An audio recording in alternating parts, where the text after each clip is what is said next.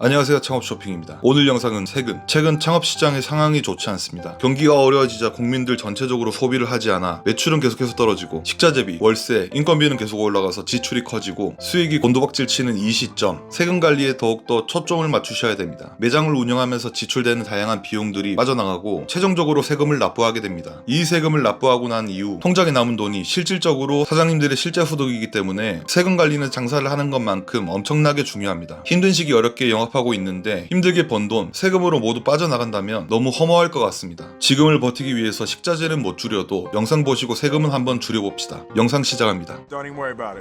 세금 정확히 뭔지부터 확인해보면 국가가 국정을 운영하는데 필요한 자금을 마련하기 위해 반대급부 없이 국민들로부터 강제로 거두는 금전 또는 제한을 말합니다. 쉽게 얘기해서 삥 뜯는 명시된 반대급부 없이 강제로 징수하고 안 내면 개박살 나는 것, 이게 무시무시한 세금의 뜻입니다. 오죽하면 세상에서 피할 수 없는 두 가지가 죽음과 세금이라는 말까지 나왔을까 싶네요. 무서워라. 세금은 그저 무조건 갈취하는 돈, 뜯어가는 돈으로 인식하는 경향이 있는데 다 가져가야만 그 국가가 존재한다는 이유로 강제로 세금을 징수하는데 동서고금을 통틀어 세금을 내는 것을 좋아하는 사람이 단 한 명도 없을 것입니다. 따라서 세금을 내지 않으려는 시도는 당연히 존재하는데 의도적이든 아니든 탈세를 했을 경우에는 무엇을 상상하든 그 이상의 대가를 치르게 됩니다. 우선 납부할 세금을 신고하지 않을 경우 신고 불성실 가산세 20%가 추가되며, 신고는 했지만 납부를 연기할 경우 0.03%의 가산세가 매일 추가되며, 이게 심하게 누적될 경우 직권고지되는데, 이게 무서운 것이 직권고지가 될 때까지 누적된 모든 가산세에다가 3%의 가산금과 1.2%의 중가산금이 매월 추가되어 최대 75%의 가산금이 추가됩니다. 거기서 더 버티며 체납기간 1년 이상, 체납 규모 5억 이상인 경우 국세청에서는 국세기본법에 의거하여 명단을 공개합니다. 물론 명단만 공개하고 끝나는 건 아니고 부동산, 차량, 급여, 예금, 채권 등 가진 모든 재산을 압류하고 징수팀이 나서서 체납자 집을 덮쳐 재산 모든 것에 빨간 닥지를 붙이게 되죠. 그리고 사업 인허가 취소, 면허 취소, 1년 이하의 징역이나 신용불량자 등록 등 온갖 제재가 발동됩니다. 안녕히 계세요,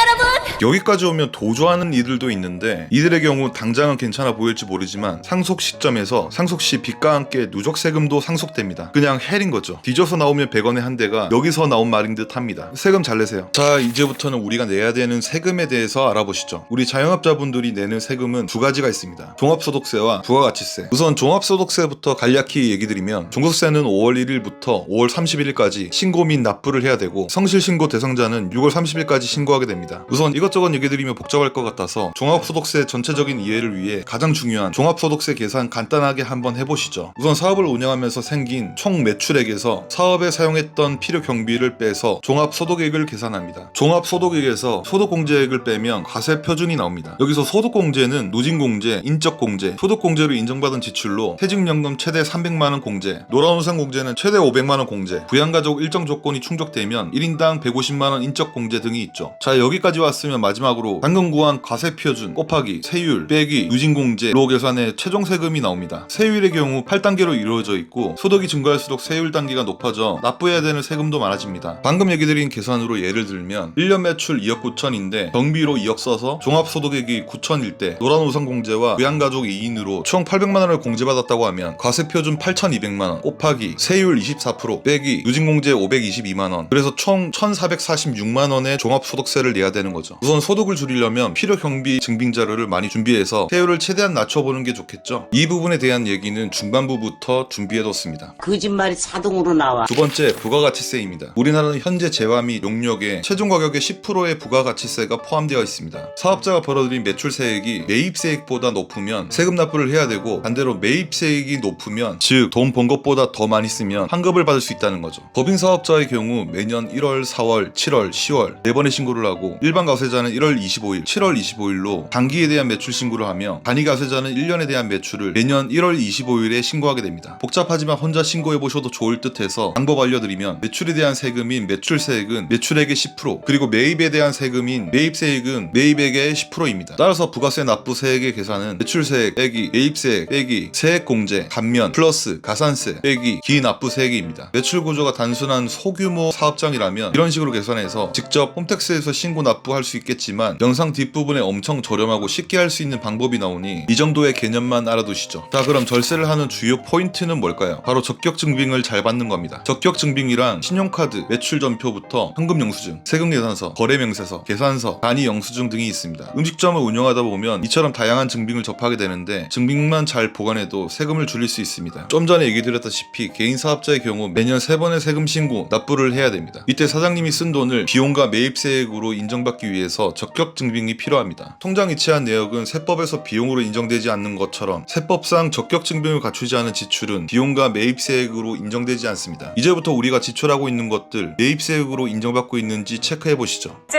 제 겁니다. 매장에서 지출되는 비용 중 가장 큰 비중을 차지하는 게 식자재입니다. 고기, 야채 등 이런 농산물, 축산물들은 부가세가 가세되지 않은 면세 품목들입니다. 근데 사장님들이 면세품을 구매할 때 부가세를 부담하지 않다 보니 계산서와 같은 증빙을 받지 않은 경우가 있습니다. 여기서 말씀드린 계산서는 면세 사업자가 발급하는 증빙이고 가세 사업자가 발급하는 증빙인 세금 계산서와는 다릅니다. 면세품을 구매할 때 계산서를 요청하시고 카드 결제를 했으면 카드 내역을 정리해 두셔야 됩니다. 그러면 두 가지 절세 효과를 볼 수 있는데 부가세를 부담하지 않았지만 의제 매입 세액 공제를 통해 매입세액 공제 혜택을 받을 수 있습니다. 예를 들어서 1,000만원 농산물을 구매하고 계산서를 수취하면 부가세로 최대 82만원의 공제 혜택을 받게 되는 거죠. 단위 영수증만 받고 끝내지 마시고 반드시 계산서를 요청하시기 바랍니다. 두 번째는 종합소득세 신고할 때 상품으로 반영되어 소득세를 절감해주는 역할을 하게 됩니다. 1,000만원의 계산서를 비용으로 반영하는 경우 소득세 세율 15% 가정했을 때 150만원을 절세할 수 있습니다. 간혹 사대보험이 부담되고 직원 인건비 신고를 하지 않은 경우가 있는데 예전에는 현금 매출 비중이 높아 인건비를 신고하지 않아도 세금에 큰 영향이 없었는데 요즘은 카드 결제, 키오스크, 배달앱 등을 통해 대부분의 매출이 노출되므로 인건비 신고를 하지 않고는 절대 세금을 줄일 수 없습니다.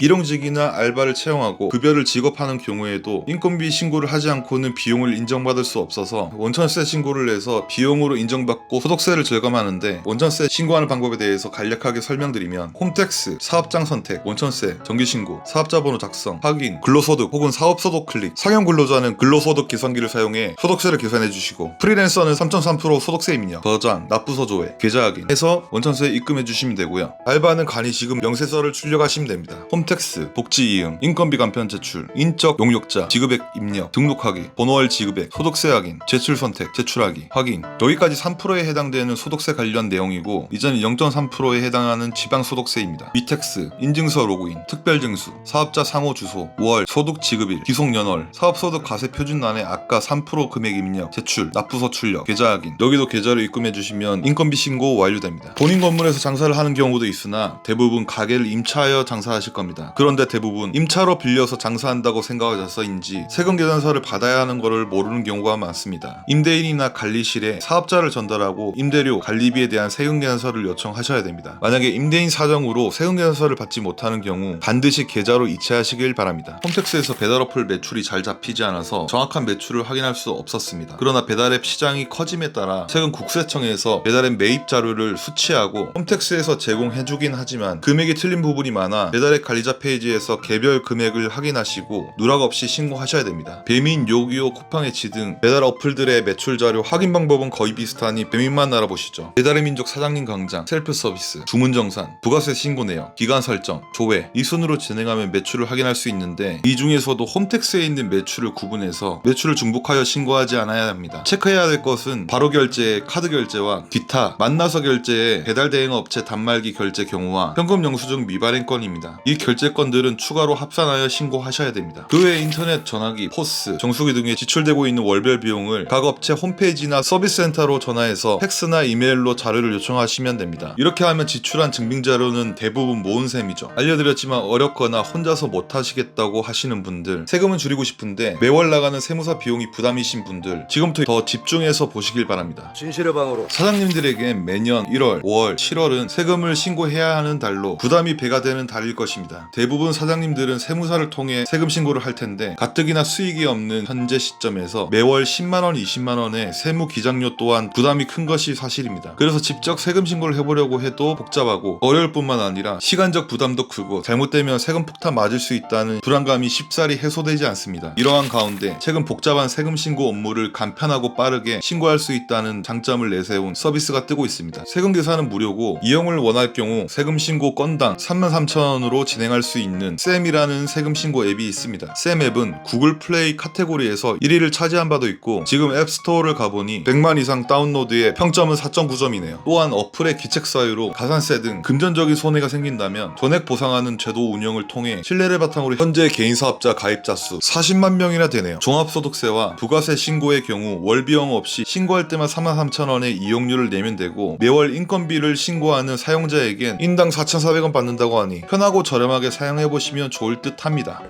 오늘은 무조건 줄여야 되는 것, 세금에 대해서 알아봤습니다. 과거에 농민들이 농작물을 수확한 것 중에서 본인이 쓸 수 있는 목 나머지를 관청에 바치는 것에서 세금은 유래되었다고 합니다. 현재 자영업자는 장사를 해서 본인이 쓸 수 있는 목이 너무나 적거나 되려 번 돈이 없으신 분들도 너무나도 많습니다. 떨어질 대로 떨어진 매출로 세금 내기 부담스러운 이 시기에 지원금도 좋지만 자영업자들이 버틸 수 있게 세금 관련된 특별법이나 경기 활성화할 수 있는 방안을 적극적으로 시도한다면 좋을 듯 하네요. 오늘 준비한 영상은 여기까지입니다. 영상 재밌게 보셨나요? 괜찮으셨다면 구독, 좋아요, 알림 안 하면 너 변사체 된다. 다음에도 더 좋은 영상으로 찾아뵙겠습니다. 이상 창업쇼핑이었습니다. 감사합니다.